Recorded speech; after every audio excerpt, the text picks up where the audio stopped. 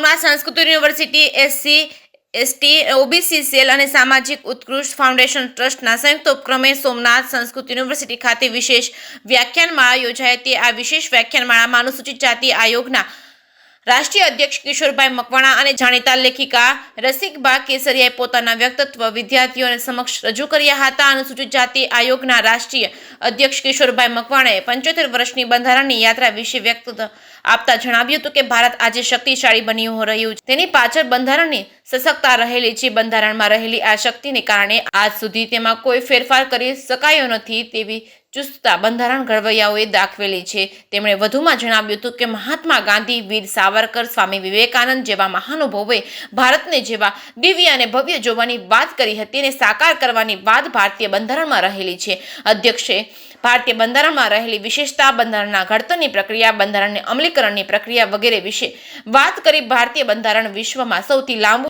લેખિત અને લચીલું છે તે વિશે પણ વિગતવાર વાત કરી હતી। બંધારણનો આત્મા સમાનતાનો અધિકાર છે તેમ જણાવી લોકશાહી અખંડિત અને લોકશાહીના મંદિરમાં લોકતંત્ર ધબકતું રહે તે માટે બંધારણની જરૂરિયાત વિશે તેમણે પ્રકાશ પાડ્યો હતો। આ અવસરે વેરાવળના જાણીતા અગ્રણી ઝવેરીભાઈ તેમજ સમાજના અગ્રણીઓ, સોમનાથ સંસ્કૃત યુનિવર્સિટીના પ્રાધ્યાપક અને વિદ્યાર્થીઓ મોટી સંખ્યામાં ઉપસ્થિત રહ્યા હતા। જે કેસની ગુજરાતી સાથે મહેશ વાછા, સોમનાથ।